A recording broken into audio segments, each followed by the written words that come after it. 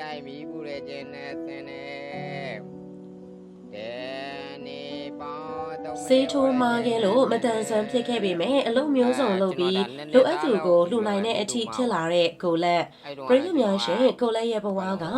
ဘယ်သူမှမလိုချင်တဲ့ဘဝမျိုးဖြစ်ခဲ့ပေမဲ့သူအနေနဲ့လုံးဝကိုအလျှော့မပေးခဲ့သလိုအားလည်းမငယ်ခဲ့ပါဘူးကိုလက်ကမတန်ဆွမ်းတယောက်အနေနဲ့ရည်တည်နေရတာဖြစ်ပြီးတော့ခြေထောက်နဲ့လက်တရားကောင်းကောင်းတကယ်ကိုမလှူရှားနိုင်ဘူးအကောင်းပကတိအတိုင်းရှိနေတာမဟုတ်ပါဘူးကိုလက်တို့မိသားစုကချမ်းသာတဲ့သူတွေမဟုတ်ပဲဘဝကိုရုန်းကန်နေရတဲ့သူတွေပါကိုလက်ကမွေးလာတော့ကတော့အကောင်းတိုင်းမွေးလာပေမဲ့နှစ်သားအရွယ်မှာစေးထိုးမာသွားခဲ့တာပါစေးထိုးမာသွားတဲ့အတွက်ခြေထောက်မကောင်းပဲဖြစ်ခဲ့ရတာပါခြေထောက်ကကောင်းကောင်းမကောင်းသလိုလက်ကလည်းနည်းနည်းကွေးသွားပါတယ်ကိုလက်ကမတန်ဆွမ်းဘဝဖြစ်လာတဲ့အချိန်မှာအားငယ်ခဲ့ပါတယ်မိဘတွေကလည်းသားကိုလူဖြစ်ရှုံးပြီဆိုပြီးတော့တွေးခဲ့ကြတာဖြစ်ပါတယ်ဒါပေမဲ့ကိုလက်ကဘဝကိုအရှုံးမပေးသလိုဘဝနှခါမနာရအောင်လုပ်ဖို့သာဆုံးဖြတ်ခဲ့တာဖြစ်ပါတယ်မတန်ဆွမ်းဖြစ်လို့ကြောင်မတက်နိုင်တဲ့အချိန်မှာကိုလက်ကဖုန်ကြီးကျောင်းသားသွားလုပ်ခဲ့ပါတယ်ငယ်ရွယ်တုန်းမှာမိဘတွေကိုအားကိုးလို့ရပေမဲ့ကြီးလာရင်မိဘတွေကိုလှုပ်ကြွေးချင်တာမို့ဖုန်ကြီးကျောင်းမှာသွားပြီးတော့နေခဲ့တာပါဖုန်ကြီးကျောင်းမှာလိုအပ်တဲ့အလုပ်ကိုအားလုံးတက်နိုင်သလောက်လုပ်ပေးသလိုအဖိုးဖွားတွေကိုလည်းပြုစုပေးပါတယ်ကိုလက်ကခြေထောက်မကောင်းပေမဲ့တစ်ချက်မှမခိုကပ်ပါဘူးစာအုပ်ရေးတက်ဖတ်တတ်အောင်လည်းသင်ခဲ့ပါတယ်ဒါကြောင့်မို့ဖုန်ကြီးကလည်းကိုလက်ကိုဆိုရင်တော့တော်တော်လေးကိုချစ်တာဖြစ်ပါတယ်ဘုန်းကြီးကကိုလက်ကိုတစ်လောက်3000ပေးသလိုအင်ဂျီတွေလည်းထောက်ပံ့ပါတယ်ဒါအပြင်ဖုန်းလည်းဝယ်ပေးပါတယ်ကိုလက်ကဘဝကိုဘယ်တော့မှပေါ့ပေါ့ပါမနေပါဘူးဒီလိုဘဝနဲ့လည်းမကျေနပ်နိုင်သလိုသူကိုယ်တိုင်လှူချင်တာဖြစ်ပါတယ်ဒါကြောင့်မို့လဲကိုလက်က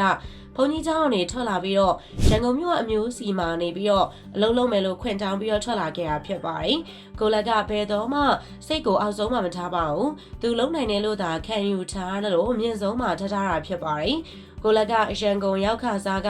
ပန်းလိုက်ရောင်းတာဖြစ်ပါတယ်ပန်းကို2နှစ်လောက်ရောင်းနေရင်းနဲ့ဒန်နီအိုးတွေပြင်တက်အောင်လေ့လာခဲ့ပါတယ်ပန်း2နှစ်ရောင်းလို့ရတဲ့ငွေကိုစုပြီးတော့3မိန်းအသေးလေးတစ်စီးဝယ်ခဲ့ပါတယ်အရန်အကောင်ကြီးမဟုတ်ပေမဲ့ကိုလက်အတွက်သွားလို့ရတဲ့အနေအထားမှာရှိတဲ့ဘိန်းလေးဖြစ်ပါတယ်အဲ့ဒီဘိန်းလေးကိုဝယ်ရတဲ့အကြောင်းရင်းကဒန်နီအိုးပန်းအိုးတွေလိုက်ပြင်ဖို့ဝယ်ခဲ့တာပါကိုလက်ကခြေထောက်မကောင်းလို့လမ်းလျှောက်ပြီးတော့လိုက်မပတ်နိုင်ပါဘူးဒါကြောင့်မို့လဲ2နှစ်အတွင်းမှာပြင်တက်အောင်လေ့ကျင့်ခဲ့တာဖြစ်ပါတယ်အခုဆိုရင်တော့ဒန်နီအိုတွေကိုဆလော်နဲ့လိုက်ပြင်နေတာဖြစ်ပါတယ်ပုံမှန်လိုက်ပြင်လာခဲ့တာဆိုရင်တော့အခု2လလောက်တောင်ရှိပါပြီ9လအတွင်းမှာဆိုရင်တော့စုမိအောင်စုပြီးတော့ချွေတာအောင်လဲနေထိုင်တာဖြစ်ပါတယ်ကိုလက်ကဒီဘဝမှာမတန်ဆွမ်းဖြစ်ရတာကိုဝှကျွေးလို့သာမှတ်ယူထားပါတယ်ဒါကြောင့်မို့ဒီဘဝမှာကုသိုလ်တရားများများလုပ်ရမယ်လို့နှလုံးသွင်းထားတာဖြစ်ပါတယ်ဒါကြောင့်မို့လဲဖျားရီမှာဆိုရင်တော့ပန်းလိုက်လဲသလိုကလေးတွေတွေ့ရင်လဲစားချင်တာအကုန်ဝယ်ကျွေးပါတယ်တချို့ကလေးတွေကမစားရမတော့ရဖြစ်နေတာကိုကိုလက်ကအကုန်ဝယ်ကျွေးရင်အဖိုးဖွားတွေတွေ့ရင်လဲသူလူနိုင်တာလူသလိုအစာအာဟာရတွေလည်းဝယ်ပေးပါတယ်ဒါအပြင်လောက်ကူစရာရှိရင်လဲလောက်ကူပြီးတော့ကုသိုလ်ပြုလေးရှိရလဲဖြစ်ပါတယ်ကိုလက်ကမနက်ခင်းကနေညနေအထိလိုက်ပြင်းတဲ့အလုပ်ကိုလုပ်ကင်တာဖြစ်ပါတယ်ညနေရောက်ရင်တော့သွားနေကြဖျားနာသွားပြီးတော့လိုအပ်တာတွေလုပ်ပြီးတော့ကုသိုလ်ယူတာလည်းဖြစ်ပါတယ်ဖះလူကြီးတွေကလည်းကိုလက်ကိုချစ်ကြပြီးတော့အားတွေပေးသွင်းပါတယ်ကိုလက်ရဲ့ထမင်းချိုင်းကိုညီဖြစ်သူကအမြဲလုပ်ပေးတာဖြစ်ပါတယ်အလုံးမလုံးဖို့ပြောပေမဲ့ကိုလက်ကတော့သူရှာတဲ့ပတ်စံနဲ့လှူချင်တာဖြစ်ပါတယ်ရလာတဲ့ငွေတွေကနေ3ဘင်းအတွက်လိုအပ်တဲ့ဒါယာကအစဝယ်နေတာဖြစ်ပါတယ်ဝယ်ထားတာကြပြီမို့မော်တာတွေလည်းတိတ်မကောင်းတော့ပါဘူးတကယ်လို့ကိုချုံမင်းသာကူညီနိုင်မယ်ဆိုရင်တော့3ဘင်းအတွက်လိုအပ်တာကူပေးပါလို့တောင်းဆိုလာခဲ့တာဖြစ်ပါတယ်